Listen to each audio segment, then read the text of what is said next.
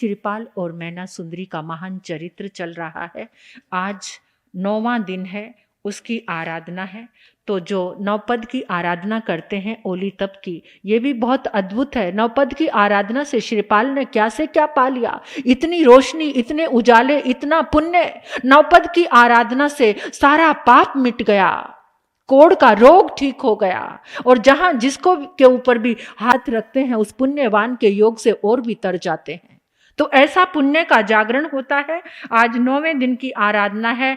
ओम ह्रीं श्रीं नमो तव्वस, जिनसे चाहकर भी तप नहीं होता, भावना भाते हैं लेकिन फिर कर नहीं पाते हैं, तो उनको ओम ह्रीं श्रीं नमो तव्वस की आराधना करनी चाहिए।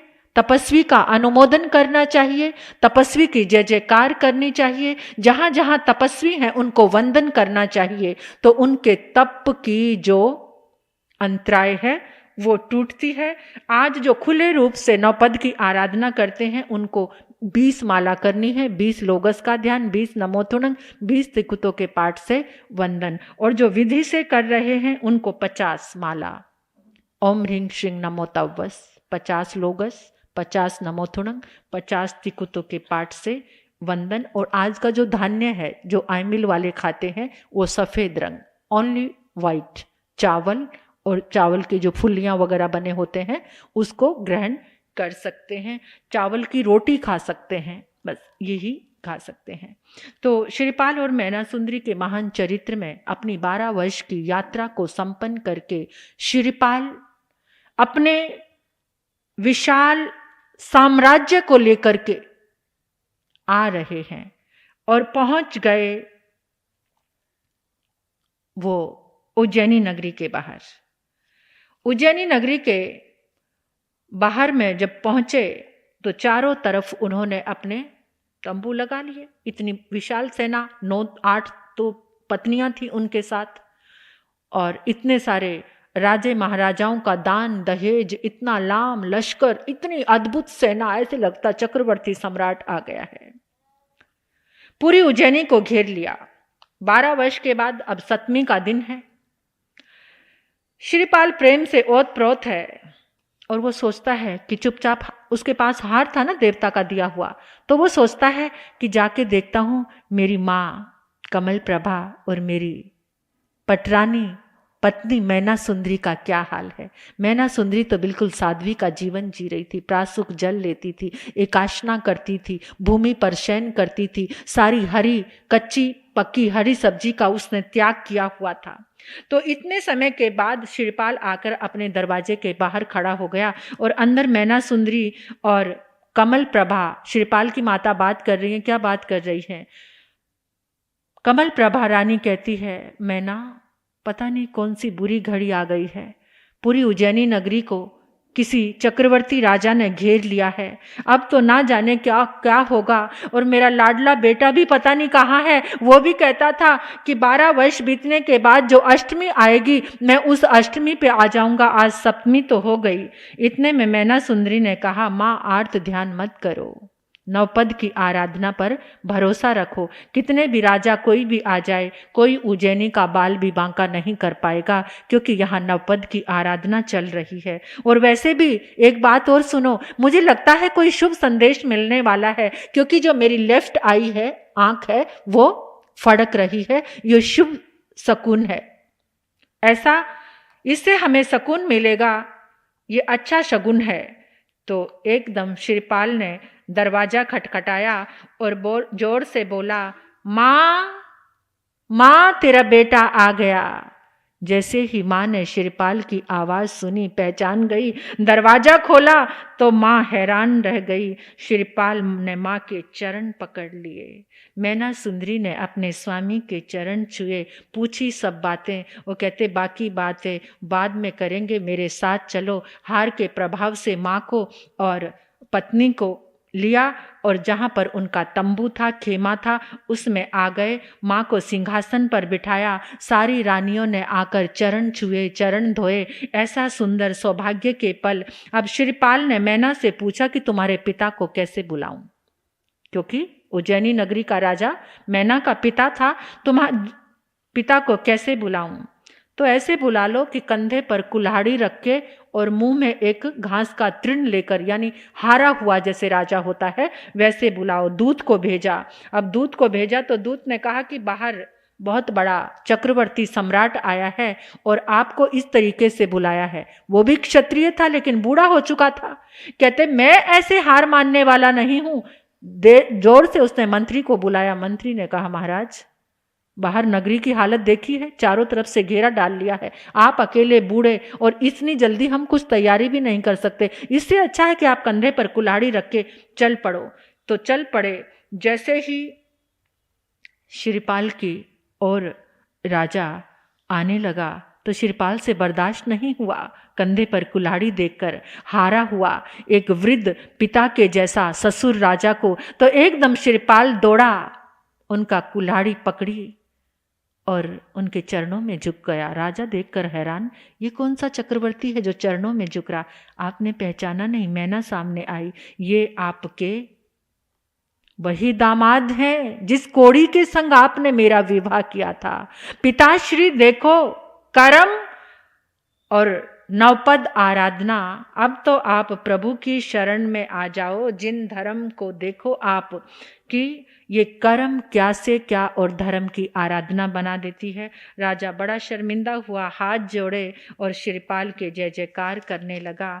इधर सब बड़ी ही मान सम्मान के साथ उज्जैनी में प्रवेश हुआ। एक बहुत बड़ा उत्सव रखा और उस उत्सव में शिरपाल के साथ एक नट मंडली चल रही थी। तो शिरपाल ने कहा इस उत्सव के समय में इस नट मंडली में जो मुख्य जो नटनी है उसका बहुत अच्छा डांस है, यानी नृत्य बहुत अच्छा है, वो नृत्य के लिए खड़ी हो जाए। पर वो जो नृत्यकी थी वो खड़ी ही नहीं हो रही। सब ने कहा भाई खड़े हो जाओ, रोज तो इतना अच्छा अच्छा नृत्य दिखाती हो। जैसे ही वो खड़ी हुई, खड़ी होकर उसने एक दोहा बोला। क्या? कहाँ मालव कहाँ शंखपुर, कहाँ बर कहाँ नट, सुर सुंदरी नटवी बनी, किया देव अनघट। सब ने उस दोहे की तरफ ध्यान दिया और सब हैरान होकर देखने लगे। वो सुर सुंदरी थी। सुर सुंदरी कौन? राजा की बेटी, यानी मैना सुंदरी की बहन। उसकी आंखों से अश्रुधारा बह रही है। सब उसके नजदीक गए, उसको पकड़कर राजा के पास, राजा खड़े हुए। अपनी बेटी की ये हालत देखकर उसने बताया, जब आपने मेरा विवाह किया था उस समय हम नगरी में प्रवेश करने वाले थे, सैनिक तो चले गए थे, इतने में चोर आए, चोरों ने हमें लूटा। मेरे जो पति राजा थे वो तो कहीं भाग गए मुझे अकेली छोड़ करके, और फिर मुझे वहां से वो चोर उठा कर ले गए, उन्होंने मुझे कहीं बेच दिया। बेचते बेचते मैं कंकुद्वीप पहुंची, वहां पर एक वेश्या ने मुझे खरीदा। उस वेश्या ने मुझे ये नृत्य करना सिखाया और फिर वहां से उसने मुझे राजा को बेच दिया। और राजा की बेटी जब मदन सेना का विवाह हुआ, उन्होंने दहेज के रूप में मुझे दे दिया। जिस मैना सुंदरी के पति को देखकर मैंने इतना मजाक और उपहास उड़ाया था ना कि देख मेरा पति राजकुमार और तेरा कोड़ी, उस समय मैंने जो अभिमान किया था उसी मैना सुंदरी के पति के सामने मैं 12 सालों से नाच रही हूं। 12 सालों से उसके सामने ही नाच रही हूं। ये देखो कर्म की लीला। जितने लोग थे सबकी आंखें नम हो गई। शिरपाल उसी समय खड़ा हुआ और उसने अपने साधु राजा को ढूंढने के लिए बुलवाया। उसी आयोजन में सुर सुंदरी को वापिस उसी राजकुमारी की वेशभूषा में अपूर्ण रूप में दान दहेज देकर के विदा किया। ये शिरपाल है। और फिर शिरपाल ने एक विराट सभा की और उस विराट सभा में उन 700 कोड़ियों को बुलाया। जो कोड़ी थे जिनके ऊपर जल का छींटा देकर उनको स्वस्थ कर दिया था, उनको भी राजपद दिया। अपना जो पिता के समय का मंत्री था उसको वापस फिर से मंत्री का पद दिया। और शिरपाल ने चंपापुरी नगरी में दूत भेजा अपने चाचा के पास और कहा कि जिस बच्चे को आपने विद्या अध्ययन के लिए भेजा था वो पढ़ लिख कर बड़ा होकर आया है और अपना राज्य चाहता है। तो वीर दमन क्षत्रिय था, वो कहता ऐसे कैसे राज्य मिल जाएगा। दूत को वहां से वापस भगा दिया। मैं इस तरह से अपना राज्य देने वाला नहीं हूं। क्षत्रिय के हाथ में तलवार होती है, तलवार की बात तलवार से होती है। मैं इस तरह से अपना राज्य उसको नहीं दे सकता। लेकिन शिवपाल भी चाहता था कि ऐसा घमासान युद्ध ना हो, जन हानि ना हो, लेकिन राजा माना नहीं। युद्ध हुआ एक पहली बार में ही। वो तो अशक्त कमजोर हो गया था चाचा उसका, उसको बंदी बनवा लिया। जैसे ही बंदी बना के उसके सामने उपस्थित किया, उसी समय श्रीपाल के मन में आया ये चाचा मेरे पिता के समान तो है। सारे बंधन खोल दिए, बंधन खोल के क्षमा मांगी। आप उसी समय मेरी बात मान लेते। वो भी परेशान होकर पश्चाताप कर रहे हैं वीर दमन। वीर दमन चरम शरीरी जीव है। चरम शरीरी जीव इसको कहते हैं कि जो उसी भाव में मोक्ष को प्राप्त करता। चरम शरीरी जीव से भी ऐसे अनिष्ट कार्य हो जाते हैं। तो कभी भी ऐसे मत समझो कि हमने इतना पाप किया है, इस पाप का निदान नहीं है। हर पाप का निदान है। आलोचना और क्षमा से कठोर, भयंकर से भयंकर पाप भी शांत हो जाता। लेकिन क्षमा का आगाज तुम्हारे भीतर में होना चाहिए, क्षमा हमारे भीतर में जागनी चाहिए। तो उसी समय वीर दमन को खोल दिया। वीर दमन अपने जीवन पर विचार करने लगा कि मेरे कारण ये युद्ध हुआ, कितनी माताएं बहनें विधवा हो गई, कितनी बहनों के भाई चले गए, कितने बच्चे अनाथ हो गए, मैंने क्या अनर्थ कर दिया। ऐसे करते करते उसके अंदर वैराग्य आ गया और उसी समय श्रीपाल को कहा, पुत्र मैं अब दीक्षा लेना चाहता हूँ। वीर दमन ने दीक्षा ले ली, संयम धारण कर लिया। संयम धारण किया, अनगार बन गए। और उधर श्रीपाल राजा बना। राजा बनते ही उसने वीर दमन के पुत्र को एक और राज्य। श्रीपाल इतना न्यायप्रिय था, इतना धर्मनिष्ठ था। जो व्यक्ति केवल अपने अपने लिए सोचता है वो मनुष्य होकर भी मनुष्य नहीं है। जो मनुष्य होकर सबके लिए सोचता है, सबको बांटना चाहता है, उसकी मनुष्यता पराकाष्ठा की है। वही जीवन में कुछ परमात्मा को पा सकता है, आत्मा की पहचान कर सकता है। वीर दमन के पुत्र को राज्य पर राजा बनाया। और उधर वो धवल सेठ जिसने श्रीपाल को मारने की लाश तक कोशिश की, उसके बेटे को भी बुलाया और उसको नगर सेठ बना दिया। 700 कोड़ियों को भी अलग अलग छोटी छोटी रियासतों का राजा बना दिया। इस तरह से सुखपूर्वक न्याय नीति के साथ राज्य का संचालन करने लगा। एक दिन पता चला कि वीर दमन मुनि को अवधि ज्ञान हो गया है। अवधि ज्ञान हो गया और वो चंपापुरी नगरी की ओर आ रहे हैं। श्रीपाल एकदम अपने सबको साथ में लेकर दौड़ा गया और दौड़ा हुआ जाकर उसने विनती रखी कि महाराज गुरुदेव वंदन, मैं सिर्फ इतना ही जानना चाहता हूं कि इस जीवन में मुझे कोढ़ का रोग कैसे हुआ, मैंने क्या ऐसा कर्म किया था और फिर मुझे समुद्र में फेंका गया, मुझे फांसी पर चढ़ाया गया। ऐसा मैंने कौन सा कर्म किया था जिसके कारण मुझे। तो वीर दमन राजा ने कहा कि पूर्व जन्म में एक राजा था, उसको एक शौक लगा हुआ था मृग्या यानी शिकार खेलने का। रानी बहुत धर्मनिष्ठ थी। रानी हर समय उसको समझाती, निर्दोष प्राणियों का वध मत करो, हत्या मत करो, कि जो राजा भी मुंह में तृण रख के आता है उसको कोई मारता नहीं। जो बेचारे पशु हर समय जिनके मुंह में तृण रहता है, तृण का मतलब ये एक व्यवस्था होती थी कि जो कोई राजा आया अगर उसने अपने मुंह में तिनका रख के आ गया ना, तो सामने वाला राजा उसको अभय देता था, उसको अभय देता था, जीवन दान देता था। ऐसे ही जो पशु हैं वो तो हर समय तिनका अपने मुंह में रखते हैं। इंसान कितना दुष्ट है, उनको अभय नहीं दे सकता। जो हर समय बेचारे निर्बल हैं, कमजोर हैं, अपने मुंह में तिनका लिए हुए हैं, तिनका खाते हैं और इंसान उसको भी मार के खाता है। इतना गंदा है इंसान, इतना दुष्ट वृत्ति का है। तो राजन, तुम्हें इतना मतलब वो पूर्व जन्म में जो श्रीकांत राजा तुम थे और तुम अपने 700 सैनिकों को लेकर मृग्या करने जाते थे, शिकार खेलने। आकर रानी आलोचना कराती थी, थोड़ी देर सुधरते थे, फिर थोड़े दिन के बाद फिर वही भूत सवार हो जाता था। तो एक बार 700 लोगों के साथ वन में शिकार खेलने गए।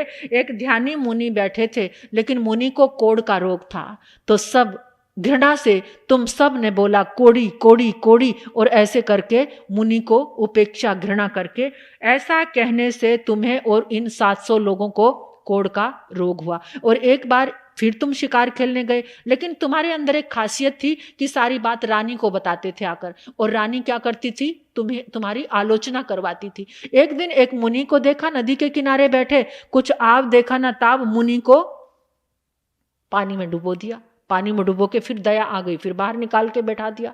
फिर एक मुनि एक दिन गवाक्ष में बैठे थे, एक मुनि बाहर से जा रहा था, तो तुमने अचानक सैनिकों को आदेश दिया कि ये कैसा वेश है, अलग सा लग रहा है कुछ, इसको सूली पे लटका दो।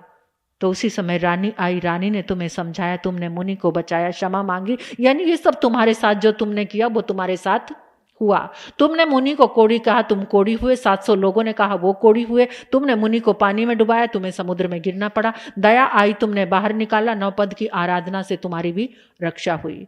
और तुमने मुनि को सूली चढ़ाने की कोशिश की तो राजा ने तुम्हें भी सूली की सजा दे दी थी, और तुम सूली के नजदीक चले गए थे, लेकिन फिर तुम बच गए क्योंकि तुमने आलोचना कर दी थी। यानी पश्चाताप करवा के रानी तुम्हें बराबर बचाती रही। वो रानी कोई और नहीं, वही तुम्हारी पत्नी इस समय मैना सुंदरी है।